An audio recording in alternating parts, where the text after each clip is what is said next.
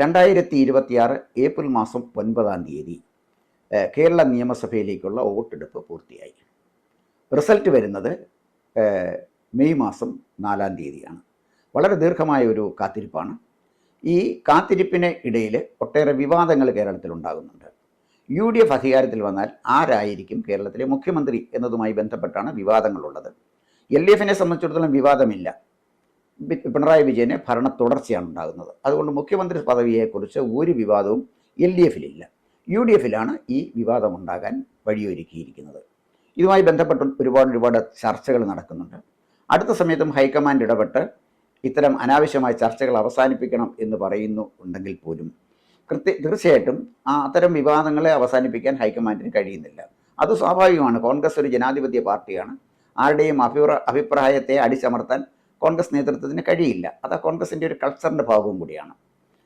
3 പേരാണ് ഇന്ന് മുഖ്യമന്ത്രി പദവിയിലേക്ക് മത്സരിക്കാൻ മത്സര രംഗത്തുള്ളത് എന്നാണ് പത്രമാധ്യമങ്ങളിൽ നിന്നും നമുക്ക് മനസ്സിലാക്കാൻ കഴിയുന്നത്. 1 KC വേണുഗോപാൽ, 2 VD സതീശൻ, 3 രമേശ് ചെന്നിത്തല. ഈ 3 പേരെയും മുഖ്യമന്ത്രി പദവിക്ക് ഏറ്റവും അനുയോജ്യനാരാണ് എന്നുള്ളതിനെക്കുറിച്ചാണല്ലോ ചർച്ചകൾ നടക്കുന്നത്. തീർച്ചയായിട്ടും കോൺഗ്രസ് തീരുമാനിക്കുന്ന മുഖ്യമന്ത്രി ആരായിരിക്കണം കോൺഗ്രസ് തന്നെയാണ് തീരുമാനിക്കേണ്ടത്. പക്ഷേ കേരളത്തിൻ്റെ മുഖ്യമന്ത്രി ആരായിരിക്കണമെന്ന് അഭിപ്രായം പറയുവാനുള്ള അവകാശം ജനങ്ങൾക്കുണ്ട്. വോട്ട് ചെയ്ത ഏതൊരു പൗരനും ഉണ്ട്. കാരണം ഇത് കേരളത്തിൻ്റെ മുഖ്യമന്ത്രിയാണ്, കോൺഗ്രസിൻ്റെ മുഖ്യമന്ത്രി അല്ല. അതുകൊണ്ട് തന്നെ കേരളത്തിലെ മുഖ്യമന്ത്രിയാകാൻ ഈ 3 പേരിൽ അനുയോജ്യനാരാണ് എന്നുള്ളത് എൻ്റെ വ്യക്തിപരമായ ചില അഭിപ്രായങ്ങൾ പ്രിയപ്പെട്ട പ്രേക്ഷകരുമായിട്ട് പങ്കുവയ്ക്കാൻ വേണ്ടിയാണ് ഞാൻ ഈ വീഡിയോ ചെയ്യുന്നത്. എൻ്റെ അഭിപ്രായങ്ങൾ പറയുമ്പോൾ തീർച്ചയായിട്ടും പ്രിയപ്പെട്ട പ്രേക്ഷകർക്ക് വ്യത്യസ്തമായ അഭിപ്രായം ഉണ്ടാകാം, വിയോജിപ്പുണ്ടാകാം, യോജിപ്പുണ്ടാകാം. തീർച്ചയായിട്ടും നിങ്ങളത് കമൻറ്റ് ബോക്സിൽ രേഖപ്പെടുത്തണം. അപ്പോൾ ഞാൻ പ്രിയപ്പെട്ട പ്രേക്ഷകരുമായിട്ട് എൻ്റെ അഭിപ്രായം പറയുമ്പോൾ വ്യക്തമായ കാരണങ്ങൾ നിരത്തിയായിരിക്കും ഞാൻ എൻ്റെ അഭിപ്രായം പറയുന്നത്. തീർച്ചയായിട്ടും അതിനെ ഖണ്ഡിക്കാം, അതുപോലെ തന്നെ വ്യത്യസ്തമായ അഭിപ്രായങ്ങൾ പറയുകയും ചെയ്യാം. എന്നാലും വിഷയത്തിലേക്ക് കടക്കാം. ഇവിടെ 3 പേരാണുള്ളത്: KC വേണുഗോപാലും, VD സതീശനും, രമേശ് ചെന്നിത്തലയും. ഇതിലെ KC വേണുഗോപാൽ ഇന്ത്യയിലെ ഏറ്റവും ശക്തനായ കോൺഗ്രസ് നേതാക്കന്മാരിൽ ഒരാളാണ്. അദ്ദേഹം കോൺഗ്രസിൻ്റെ ഓർഗനൈസിങ് സെക്രട്ടറിമാരിൽ ഒരാളാണ്. ഓർഗനൈസിങ് സെക്രട്ടറിയാണ്, ഒരാളല്ല, ഓർഗനൈസിങ് സെക്രട്ടറിയാണ്. രാഹുൽ ഗാന്ധിയുടെ ഏറ്റവും വിശ്വസ്തനാണ്. സോണിയാഗാന്ധി ഏറ്റവും ഇഷ്ടപ്പെടുന്ന കോൺഗ്രസ് നേതാക്കന്മാരിൽ ഒരാളാണ് KC വേണുഗോപാൽ. ഏകയാൾ KC വേണുഗോപാലാണെന്ന് പറഞ്ഞാൽ പോലും തെറ്റില്ല. പ്രിയങ്ക ഗാന്ധിയുടെ ഉറ്റ സുഹൃത്താണ്. എന്ന് പറയുന്ന നെഹ്റു കുടുംബവുമായി ഇത്ര അടുത്ത ബന്ധം പുലർത്തുന്ന ഒരു നേതാവ് കേരളത്തിൽ ഇല്ല എന്നുള്ളതാണ് വാസ്തവം. മുമ്പും കേരളത്തിൽ നിന്ന് പ്രമുഖരായ പല ആളുകളും ദില്ലിയിലേക്ക് പോയിട്ടുണ്ട്. ദില്ലി രാഷ്ട്രീയത്തിൽ സ്വാധീനം ചെലുത്തിയിട്ടുമുണ്ട്. പനമ്പള്ളി ഗോവിന്ദമേനോൻ ഉണ്ടായിരുന്നു, അതുപോലെ തന്നെ AC ജോർജ് ഉണ്ടായിരുന്നു, കൂടാതെ CM സ്റ്റീഫൻ ഉണ്ടായിരുന്നു, AK ആൻ്റണി ഇപ്പോഴും ഉണ്ട്. പക്ഷേ ഇവർക്കാർക്കും ചെലുത്താൻ കഴിയാത്ത ഒരു സ്വാധീനം കോൺഗ്രസ് പാർട്ടിയിൽ KC വേണുഗോപാലിന് ചെലുത്താൻ കഴിയുന്നത് അദ്ദേഹത്തിന് നെഹ്റു കുടുംബവുമായിട്ടുള്ള ബന്ധം കൊണ്ടാണ്. നെഹ്റു കുടുംബം എന്ന് പറഞ്ഞാൽ സോണിയ കുടുംബവുമായിട്ടുള്ള അദ്ദേഹത്തിൻ്റെ ബന്ധം കൊണ്ടാണ്. അപ്പോൾ KC വേണുഗോപാലിനെ കുറിച്ചൊന്ന് പരിശോധിക്കുമ്പോഴേ KC വേണുഗോപാൽ 1963 അദ്ദേഹം ജനിച്ചത്. KSUവിലൂടെ രാഷ്ട്രീയ ജീവിതം ആരംഭിച്ചു. യൂത്ത് കോൺഗ്രസിൻ്റെ പ്രസിഡൻ്റായി. 2001 അദ്ദേഹം ചേർത്തലയിൽ നിന്ന് ആദ്യമായി മത്സരിക്കുന്നത്. കണ്ണൂക്കാരനായ KC വേണുഗോപാൽ ചേർത്തല നിന്ന് മത്സരിക്കുമ്പോൾ അദ്ദേഹത്തിന് ബുദ്ധിമുട്ടൊന്നും ഉണ്ടായില്ല. നല്ല ഭൂരിപക്ഷത്തിൽ അവിടെ ജയിച്ചു. കാരണം KC വേണുഗോപാൽ 2001 മത്സരിക്കുമ്പോൾ, ചേർത്തല മത്സരിക്കുമ്പോൾ അദ്ദേഹം ഒരു വെൽ നോൺ പൊളിറ്റിക്കൽ ലീഡർ ആയിരുന്നു എന്നാണ് അർത്ഥം. അതിനുശേഷം 2004 AK ആൻ്റണിയുടെ മന്ത്രിസഭയിൽ ടൂറിസം ദേവസ്വം മിനിസ്റ്ററായിട്ട് ജോയിൻ ചെയ്തു. 2006 2 വർഷം അദ്ദേഹം മന്ത്രിയായിട്ട് ഉള്ള ഭരണപരിചയവും KC വേണുഗോപാലിനുണ്ട്. തെറ്റില്ലാത്തൊരു മന്ത്രി, അത്ര വലിയ എക്സലൻ്റ് എന്നൊന്നും പറയാൻ പറ്റിയില്ലെങ്കിൽ ഒരു ശരാശരി നിലവാരം പുലർത്തിയൊരു മന്ത്രിയായിരുന്നു തീർച്ചയായിട്ടും KC വേണുഗോപാൽ. അദ്ദേഹത്തിൻ്റെ ജീവിതത്തിൽ ടേണിംഗ് പോയിൻ്റ് ഉണ്ടാകുന്നത് 2009 അദ്ദേഹം ആലപ്പുഴ പാർലമെൻറ്റിൽ നിന്നും സീറ്റിൽ നിന്നും മത്സരിക്കുന്നു, ജയിക്കുന്നു, ദില്ലിയിലെത്തുന്നു. അത് അദ്ദേഹത്തിൻ്റെ ജീവിതത്തിലെ വലിയൊരു ടേണിംഗ് പോയിൻ്റാണ്. 2012 അദ്ദേഹം കേന്ദ്ര സിവിൽ ഏവിയേഷൻ മിനിസ്റ്ററായിട്ട് സത്യപ്രതിജ്ഞ ചെയ്ത് അധികാരത്തിലെത്തുകയാണ്. അപ്പോൾ അവിടെ നിന്ന് അദ്ദേഹം ഡൽഹി രാഷ്ട്രീയത്തിലേക്ക് കടക്കുകയും ഡൽഹി രാഷ്ട്രീയത്തിൽ സ്വാധീനം ചെലുത്താൻ തുടങ്ങുകയും ചെയ്തു എന്നാണ് അർത്ഥം.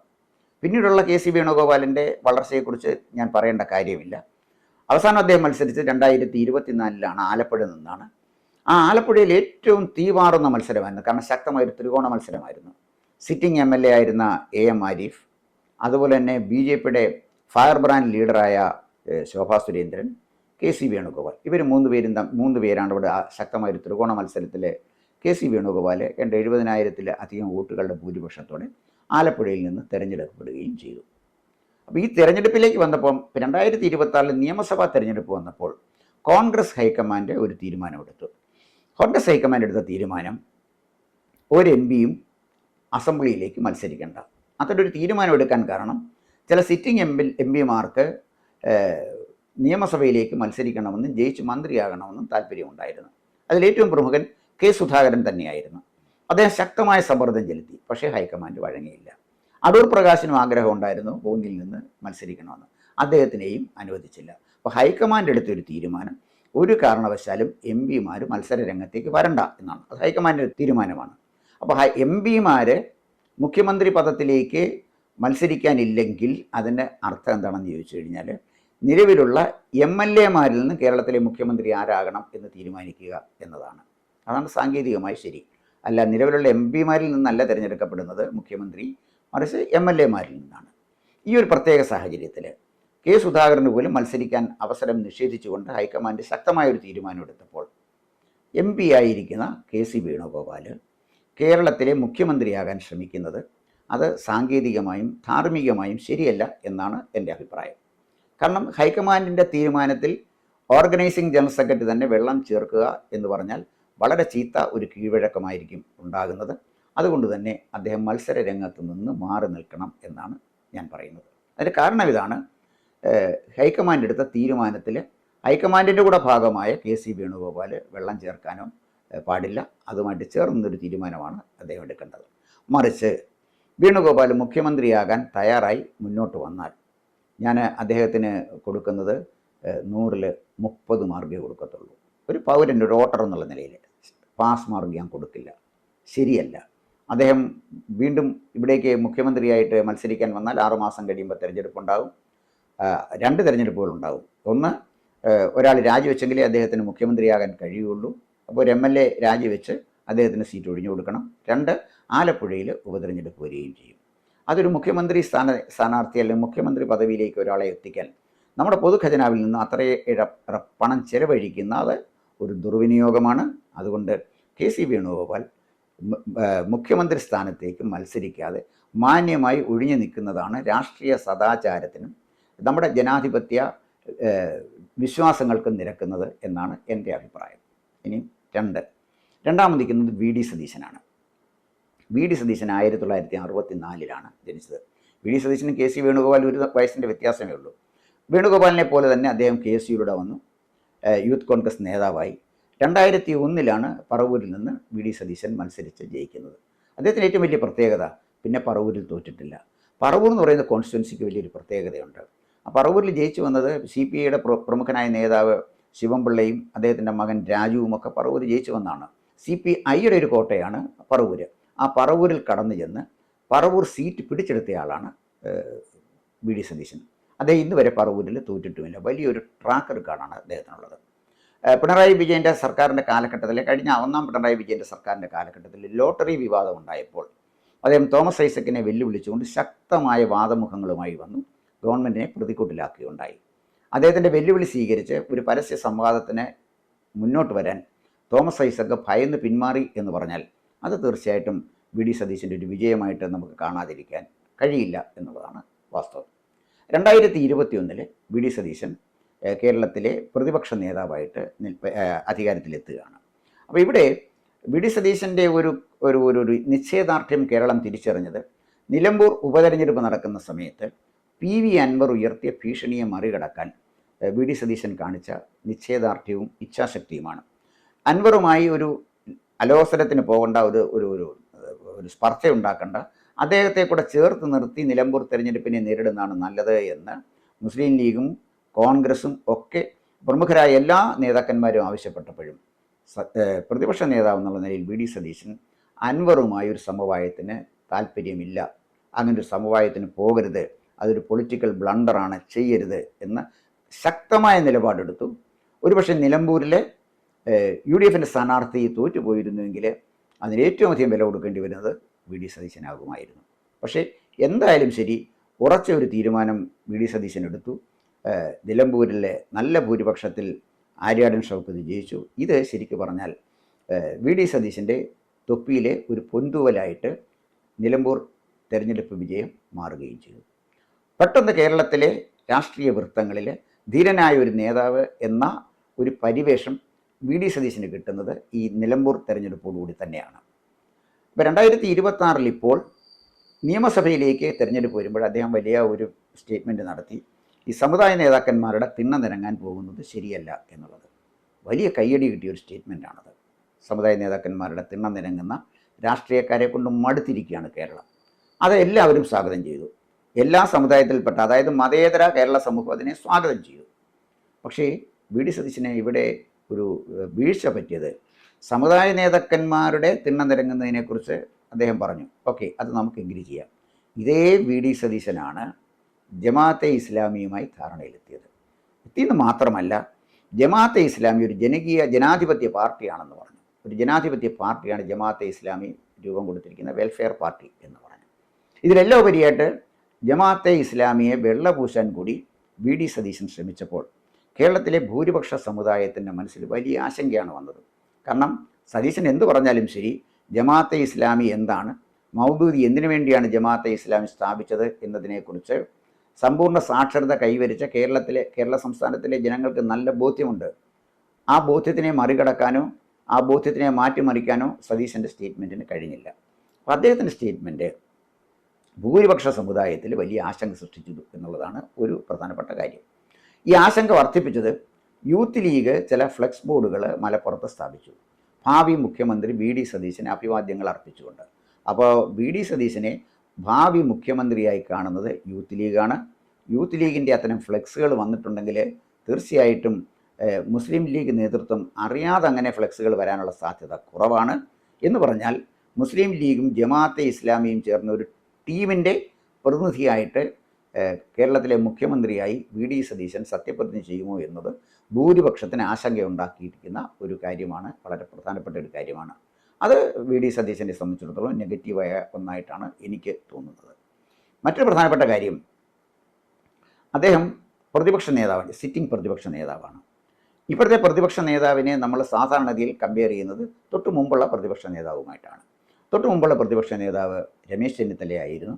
രമേശ് ചെന്നിത്തലയുമായി ഒരു താരതമ്യം നടത്തുമ്പോൾ രമേശ് ചെന്നിത്തലയേക്കാൾ വളരെ വളരെ പിന്നിലാണ് പ്രതിപക്ഷ നേതാവ് എന്നുള്ള നിലയിൽ വി ഡി സതീശൻ്റെ പെർഫോമൻസ് എന്ന് നിഷ്പക്ഷമായി ഏത് നിരീക്ഷകനും പറയും എന്നാണ് എനിക്ക് തോന്നുന്നത്. അപ്പോൾ എന്തായാലും ശരി, വി ഡി സതീശൻ മുഖ്യമന്ത്രി പദവിയിലേക്ക് മത്സരിക്കാൻ വന്നാൽ അദ്ദേഹത്തിന് ഞാൻ കൊടുക്കുന്ന മാർക്ക് 100-ൽ 50 മാർക്കായിരിക്കും. 50 മാർക്ക് അദ്ദേഹത്തിന് ശരാശരി അവകാശമുണ്ട്. അദ്ദേഹം സിറ്റിംഗ് പ്രതിപക്ഷ നേതാവ് എന്നുള്ള നിലയിൽ അദ്ദേഹത്തിന് ക്ലെയിമുണ്ട്. അതൊരിക്കലും ആർക്കും നിഷേധിക്കാൻ കഴിയില്ല എന്നുള്ളതാണ് വാസ്തവം. മൂന്നാമത്തെ സ്ഥാനാർത്ഥി രമേശ് ചെന്നിത്തലയാണ്. ഇവരെ രണ്ടുപേരെക്കാട്ടിലും പ്രായത്തിന് മുന്നിൽ നിൽക്കുന്നത് രമേശ് ചെന്നിത്തലയാണ്. 63-ൽ ജനിച്ച KC-യും അതുപോലെ തന്നെ 64-ൽ ജനിച്ച സതീശനും ആയിട്ട് താരതമ്യപ്പെടുത്തുമ്പോൾ 1956-ൽ ജനിച്ച രമേശ് ചെന്നിത്തല കുറച്ചുകൂടെ പ്രായം കൊണ്ട് മുന്നിൽ നിൽക്കുന്ന ഒരാളാണ്. അദ്ദേഹത്തിൻ്റെ ഔദ്യോഗിക ജീവിതം അദ്ദേഹം ആരംഭിക്കുന്നത് NSS ഹിന്ദു കോളേജിലെ യൂണിയൻ ചെയർമാനായിട്ടാണ്. NSU നാഷണൽ സ്റ്റുഡൻസ് യൂണിയൻ്റെ ആദ്യത്തെ മലയാളി പ്രസിഡന്റ് രമേശ് ചെന്നിത്തലയാണ്. യൂത്ത് കോൺഗ്രസിൻ്റെ, അഖിലേന്ത്യാ യൂത്ത് കോൺഗ്രസിൻ്റെ ആദ്യത്തെ മലയാളി പ്രസിഡന്റ് രമേശ് ചെന്നിത്തലയാണ്. അദ്ദേഹം യൂത്ത് കോൺഗ്രസ് പ്രസിഡന്റ് ആയിരിക്കുന്ന സമയത്താണ് ചേരിചേരാ രാജ്യങ്ങളിലെ യുവപ്രതിനിധികളുടെ ഒരു സമ്മേളനം ദില്ലിയിൽ വിളിച്ചു കൂട്ടുന്നത്. എൻ്റെ ഓർമ്മ 1995 ആ കാലയളവിലാണെന്നാണ് തോന്നുന്നത്. ആ മീറ്റിങ്ങിനെ കൂടുതൽ പ്രസക്തമാക്കി മാറ്റിയത് യാസർ അരഫത്ത് അതിൽ പങ്കെടുത്തു എന്നുള്ളതാണ്. ഇപ്പോൾ ഇന്ത്യയിൽ മുഴുവൻ രമേശ് ചെന്നിത്തല എന്ന യൂത്ത് കോൺഗ്രസ് നേതാവ് ശ്രദ്ധേയനായതും ലോക മാധ്യമങ്ങളിലേക്ക് അദ്ദേഹം കടന്നു വന്നതും യാസർ അരഫത്ത് പങ്കെടുത്ത ഒരു യോഗം, അതായത് ചേരിചേരാ രാജ്യങ്ങളിലെ യുവജനങ്ങളുടെ ഒരു പ്രതിനിധി സമ്മേളനം ഓർഗനൈസ് ചെയ്ത് തൻ്റെ കഴിവ് തെളിയിച്ച ഒരാളാണ് രമേശ് ചെന്നിത്തല. അത് അദ്ദേഹത്തിന് വലിയ ഒരു നേട്ടമാണ് ഉണ്ടാക്കി കൊടുത്തത്. ഇന്ദിരാഗാന്ധിയുടെ വളരെ പെറ്റായിരുന്നു രമേശ് ചെന്നിത്തല. അതുപോലെ തന്നെ രാജീവ് ഗാന്ധിക്കും ഏറ്റവും പ്രിയപ്പെട്ട ആളായിരുന്നു. ഇവർ രണ്ടുപേരുമായിട്ട് നല്ല ബന്ധമുള്ള ഉണ്ടായിരുന്ന നേതാവാണ് രമേശ് ചെന്നിത്തല. അപ്പോൾ ആ ഒരു കാലഘട്ടത്തിലെ ഇന്ദിരാഗാന്ധിയുമായിട്ടും അല്ലെങ്കിൽ രാജീവ് ഗാന്ധിയുടെ ബന്ധമെന്നൊക്കെ പറഞ്ഞാൽ കോൺഗ്രസ്സുകാരെ സംബന്ധിച്ചിടത്തോളം അവർക്ക് കിട്ടുന്ന വലിയൊരു സൗഭാഗ്യമാണ്. ആ സൗഭാഗ്യം കിട്ടിയ ആളാണ് രമേശ് ചെന്നിത്തല. അദ്ദേഹം ആദ്യമായിട്ട് തെരഞ്ഞെടുപ്പിന് മത്സരിക്കുന്ന 1982 അത് ഹരിപ്പാട്ട് നിന്നാണ് അദ്ദേഹം മത്സരിക്കുന്നത്. 82 ഹരിപ്പാട് നിന്ന് രമേശ് ചെന്നിത്തല മത്സരിക്കുമ്പോഴേ ഒരു ബൈബിൾ കഥയാണ് എനിക്ക് ഓർമ്മ വരുന്നത്.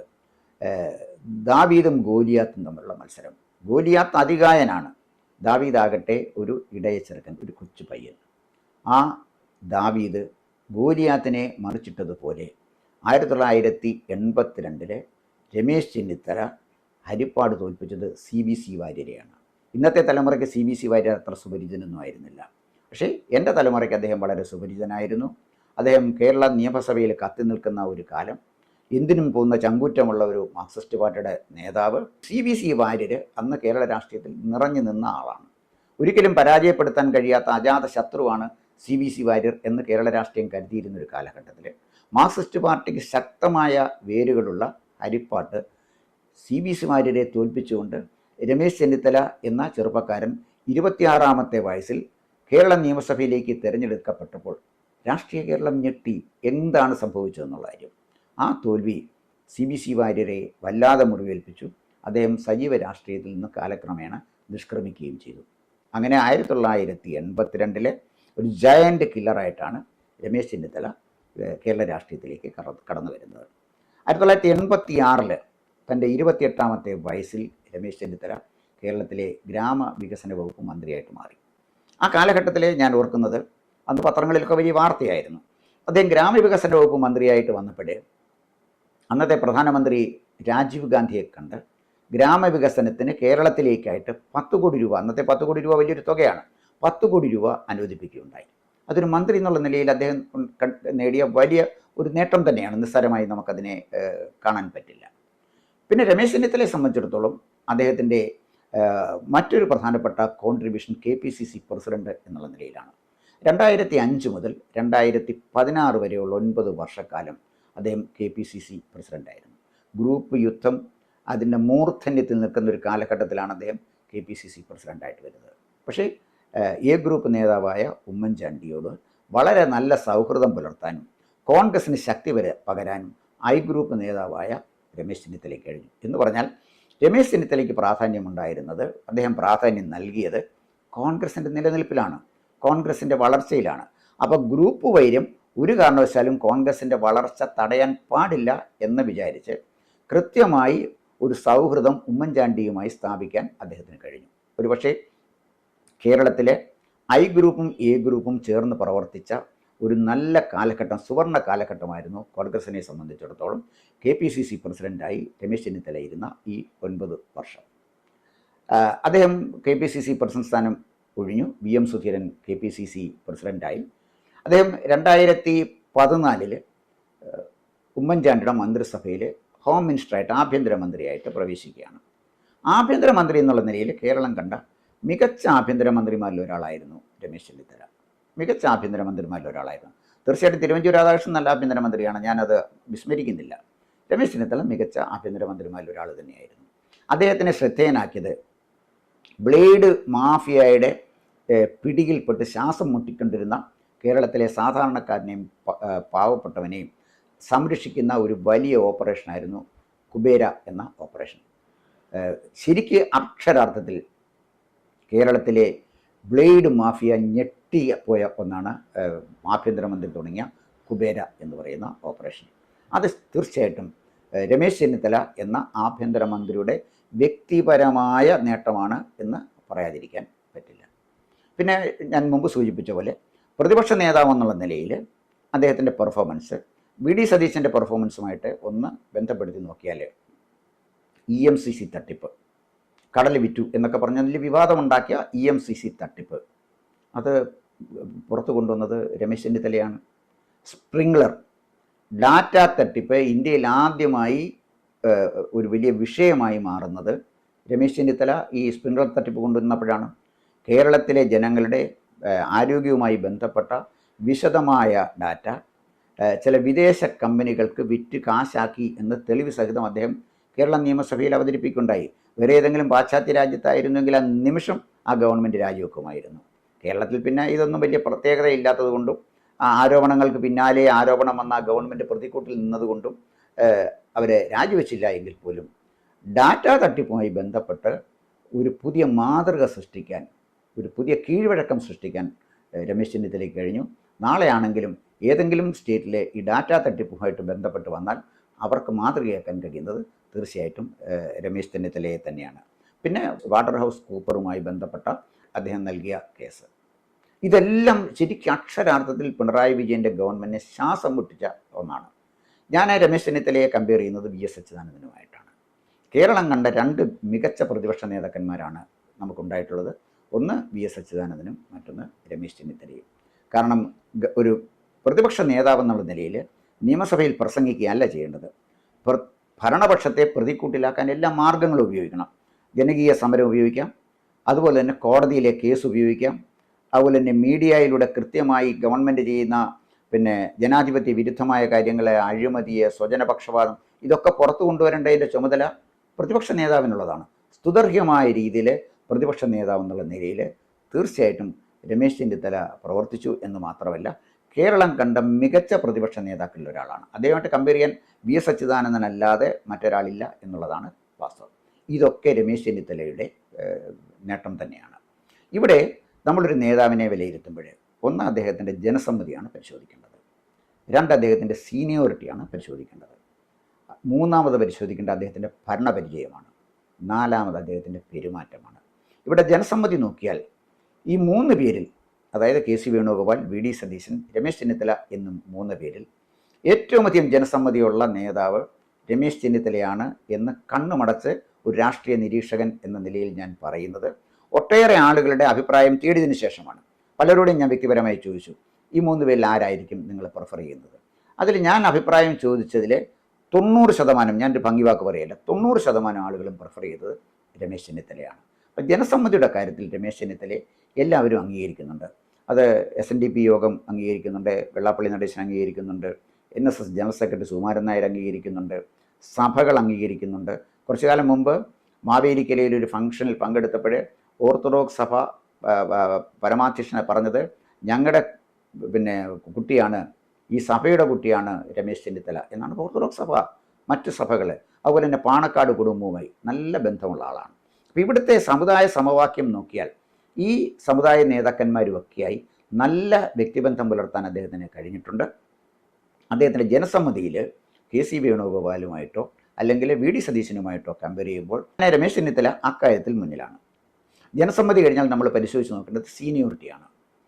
1982 രമേശ് ചെന്നിത്തല ഹരിപ്പാട് നിന്ന് തിരഞ്ഞെടുക്കപ്പെടുമ്പോൾ, MLA ആയി തിരഞ്ഞെടുക്കപ്പെടുമ്പോൾ KC വേണുഗോപാലിൻ്റെ പ്രായം 19 വയസ്സാണ്, VD സതീശൻ്റെ പ്രായം 18 വയസ്സാണ്. ഇനി 1986 രമേശ് ചെന്നിത്തല ഗ്രാമവികസന വകുപ്പ് മന്ത്രിയായി സത്യപ്രതിജ്ഞ ചെയ്യുമ്പോൾ KC വേണുഗോപാലിൻ്റെ പ്രായം 23 വയസ്സാണ്, VD സതീശൻ്റെ പ്രായം 22 വയസ്സാണ്. ഈ സീനിയോറിറ്റി നമ്മൾ അംഗീകരിക്കണ്ടേ? ഇവർ രണ്ടുപേരുമായിട്ട് തട്ടിച്ചു നോക്കുമ്പോൾ NSUവിൻ്റെ പ്രസിഡൻ്റായിരുന്ന, അഖിലേന്ത്യാ പ്രസിഡൻ്റായിരുന്ന ഏകയാൾ രമേശ് ചെന്നിത്തലയാണ്. യൂത്ത് കോൺഗ്രസിൻ്റെ അഖിലേന്ത്യാ പ്രസിഡൻ്റായിരുന്ന ഏക മെമ്പർ, ഏക കോൺഗ്രസ് നേതാവ് രമേശ് ചെന്നിത്തലയാണ്. കോൺഗ്രസ് വർക്കിംഗ് കമ്മിറ്റിയിൽ ആദ്യം വന്ന ആൾ രമേശ് ചെന്നിത്തലയാണ്. അപ്പോൾ രമേശ് ചെന്നിത്തലയെ സംബന്ധിച്ചിടത്തോളം ഈ രണ്ട് പേരുമായി കമ്പയർ ചെയ്ത് നോക്കുമ്പോൾ സീനിയോറിറ്റിയിൽ വളരെ മുന്നിലാണ് രമേശ് ചെന്നിത്തല. അതുകൊണ്ടാണ് ഞാൻ രമേശ് ചെന്നിത്തലയുടെ പേര് പറയാനുള്ള ഒരു കാര്യം. ഇനി മൂന്നാമത് ഭരണപരിചയം. അദ്ദേഹം KPCC പ്രസിഡൻ്റായിട്ടിരുന്ന ഒരാളാണ്. 9 വർഷം KPCC പ്രസിഡൻ്റായിട്ടിരുന്ന ഒരാളാണ്. KPCC പ്രസിഡൻ്റായിരുന്ന ഒരു ഭരണപരിചയം, പാർട്ടി ഭരിച്ചുള്ള ഭരണപരിചയം KC വേണുഗോപാലിനുണ്ടോ? VD സതീശനുണ്ടോ? ആലോചിച്ച് നോക്കണ്ടേ? 9 വർഷം ഏറ്റവും നല്ല സ്തുതർഹ്യമായ രീതിയിൽ കോൺഗ്രസിൻ്റെ ഏറ്റവും സംഘർഷ നിർഭരമായ ഒരു കാലഘട്ടത്തിൽ കോൺഗ്രസിനെ നയിച്ച നേതാവല്ലേ? ആ രംഗത്തെ ഭരണപരിചയം നമുക്ക് തള്ളിക്കളയാൻ പറ്റും? അപ്പോൾ അത് തീർച്ചയായിട്ടും KCക്കോ അല്ലെങ്കിൽ VD സതീശനോ അവകാശപ്പെടാൻ കഴിയാത്തൊരു നേട്ടമായിട്ടാണ് ഞാൻ കാണുന്നത്. പിന്നെ നാലാമത്തെ കാര്യം രമേശ് ചെന്നിത്തലയുടെ പെരുമാറ്റമാണ്. എത്രയൊക്കെ പ്രകോപനപരമായ ചോദ്യം ചോദിച്ചാലും ചിരിച്ച് ആരെയും പിണക്കാതെ മറുപടി പറയുന്ന ഒരാളാണ്. മറിച്ച് വ്യക്തിപരമായ സൗഹൃദം പുലർത്തുന്ന കാര്യത്തിൽ രമേശ് ചെന്നിത്തല മാതൃകാപരമായി പെരുമാറുന്ന ഒരു രാഷ്ട്രീയ നേതാവാണെന്ന് പറയാതിരിക്കാൻ പറ്റില്ല. അദ്ദേഹത്തെ ഏത് കടുത്ത ഭാഷയിൽ വിമർശിക്കുന്ന ആളായാലും ശരി, നേരിൽ കണ്ടു കഴിയുമ്പോൾ അതിൻ്റെ പാരുഷ്യമൊന്നുമില്ലാതെ, ഒരുപക്ഷെ അദ്ദേഹത്തിൻ്റെ രാഷ്ട്രീയ തന്ത്രമായിരിക്കാം, അത് അല്ലെന്ന് ഞാൻ പറയില്ല, പക്ഷേ ഒരു പാരുഷ്യവുമില്ലാതെ പെരുമാറാൻ അദ്ദേഹത്തിന് കഴിയുന്നതാണ്. ആർക്കും സമീപിക്കാൻ കഴിയുന്ന ഒരു ജനകീയനായ നേതാവാണ് പെരുമാറ്റം കൊണ്ട് രമേശ് ചെന്നിത്തല. അപ്പോൾ നമ്മൾ ജനസമ്മതി നോക്കിയാലും സീനിയോറിറ്റി നോക്കിയാലും ഭരണപരിചയം നോക്കിയാലും രമേശ് ചെന്നിത്തല ആണ് ഈ മുഖ്യമന്ത്രി പദവിയിലേക്ക് ഏറ്റവും അനുയോജ്യൻ എന്ന് ഞാൻ കരുതുന്നു. അദ്ദേഹത്തിന് ഞാൻ 100-ൽ 99 മാർക്ക് കൊടുക്കും. കെ.സി. വേണുഗോപാലിന് ഞാൻ 30 മാർക്ക് കൊടുക്കുന്നതിന് അതിൻ്റേതായ കാരണമുണ്ട്. വി.ഡി. സതീശന് ഞാൻ 50 മാർക്ക് കൊടുക്കുന്നതിന് അതിൻ്റേതായ കാരണമുണ്ട്. രമേശ് ചെന്നിത്തലയ്ക്ക് ഞാൻ 99 മാർക്ക് കൊടുത്തതിനും അതിൻ്റേതായ കാരണമുണ്ട്. പ്രിയപ്പെട്ട പ്രേക്ഷകർ, ഇത് പരിശോധിക്കുക. നിങ്ങളുടെ യോജിപ്പും വിയോജിപ്പും തീർച്ചയായിട്ടും കമൻറ്റ് ബോക്സിൽ എഴുതുക. കാരണം മുഖ്യമന്ത്രി നമ്മുടേതാണ്. കോൺഗ്രസ് ആരെയും പറഞ്ഞോട്ടെ, പക്ഷേ മുഖ്യമന്ത്രി നമ്മുടേതാണ്. എൻ്റെ മുഖ്യമന്ത്രി അല്ലെങ്കിൽ നിങ്ങളുടെയും എൻ്റെയും മുഖ്യമന്ത്രി ആരായിരിക്കണം, ആ മനുഷ്യന് എന്തെല്ലാം ക്വാളിറ്റീസ് വേണം എന്നുള്ളതിനെക്കുറിച്ച് മാത്രമാണ് ഞാൻ പറഞ്ഞത്. ഇതിനകത്ത് അഭിപ്രായം തീർച്ചയായിട്ടും നിങ്ങൾക്ക് രേഖപ്പെടുത്താം. എനിക്ക് അവസാനമായി പറയാനുള്ളത്, കെ.സി. വേണുഗോപാലും വി.ഡി. സതീശനും സീനിയറായ രമേശ് ചെന്നിത്തലയ്ക്ക് വേണ്ടി മാറിക്കൊടുക്കണം. ഇവർക്ക് രണ്ടുപേർക്കും ഇനി ഒരു അംഗത്തിന് ബാല്യമുണ്ട്. അതേസമയം രമേശ് ചെന്നിത്തലയെ സംബന്ധിച്ചുള്ള അദ്ദേഹം സീനിയറാണ്. ഇനിയും ഒരു അംഗത്തിന് ബാല്യമുണ്ട് അദ്ദേഹത്തിന് എന്ന് ഞാൻ കരുതുന്നില്ല.